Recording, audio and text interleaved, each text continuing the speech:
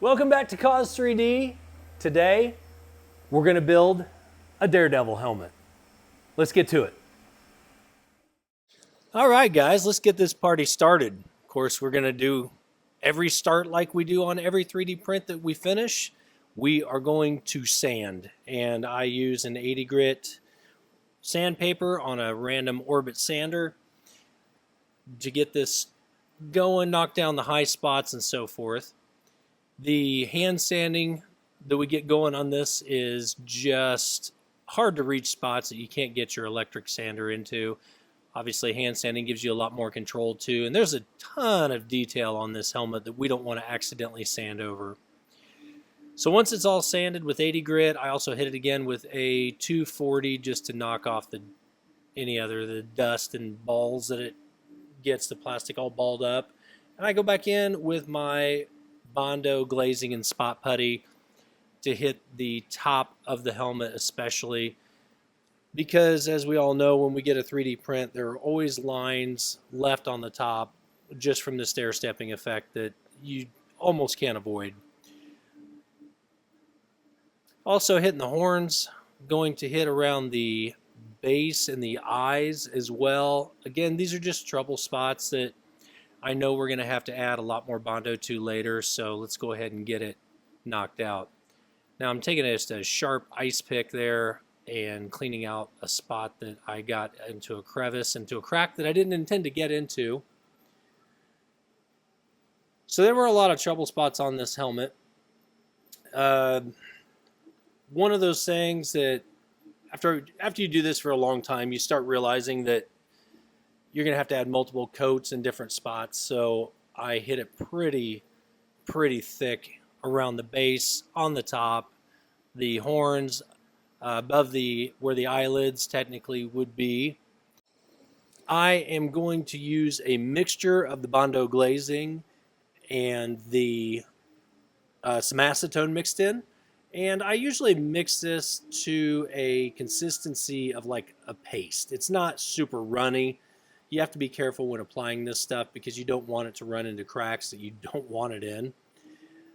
So I'm brushing that on at this point, and this just speeds up the process. You can still use a latex glove and the Bondo glazing, but this seems to expedite the process immensely just brushing it on. And the bonus part to this is it dries really fast with the acetone mixed in. I get asked a lot, what's your ratio to mix? I don't know. It's not very much acetone, and just thins out the Bondo glazing makes it to where it's like a paint. Going back in again with my sharp tool just to clear out any drips or runs that I got in there around the eyes, especially don't want to lose that detail. And now I'm hitting it with a 350 grit sandpaper, knocking down any of the high spots, trying to get that top of that dome smooth.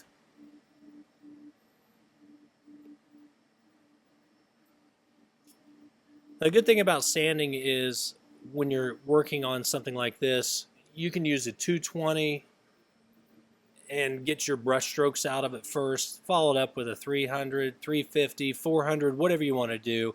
I typically skip most of that and just go straight to a 350. It's probably a little bit more work, but it also gives you more control. You're not scratching it too deep with a 220 or anything like that. Some more hand sanding. This is a longer process than I had originally anticipated on this helmet, but again, it's just there's so much detail and so many different parts to this that you have to be cautious not to sand away any of the detail. Finally finishing up the sanding, got all of my brush strokes out of it, all my print lines, at least where you see the Bondo glazing. The sides of it actually didn't need much of this. Now moving over to the filler primer, this is going to take out any of the scratches left over from sanding. This is also going to take out hopefully any of the print lines that I didn't have to Bondo glaze. Once that cures, I follow it up with a flat black. Now the reason for the flat black is it works as a guide because I'm about ready to take it over and wet sand it. Once the black dries and you start to wet sand, it'll show you where the low spots are, where you need to focus, possibly put more filler or just sand down more. Wet sanding. Wet sanding is one of my favorite things to do on a project, but it's also one of the most frustrating and time consuming. It's super easy. We're going to release a video later on how to actually do wet sanding, or at least how I do it. And I'm not saying I'm right or wrong in the process, but it certainly turns out well for me when I do it the way that I do it. So stay tuned for that. While you're at it, jump down there and hit the like and subscribe button so that you can be notified that the wet sanding video when it drops. Now we're just going to add on the red maroonish paint. We found a Montana color that I really liked, that I felt was proper for this helmet,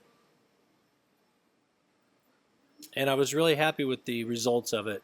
You can't tell under the fluorescent lights, but you can hear where our friend Jake is now painting in the black details that are all around this helmet. And a big thank you goes out to Jake, because that was a very long, daunting process. Jake has a much steadier hand than I do, so I was thrilled to pass the reins off on this project and let him tackle these crazy thin black painted recesses.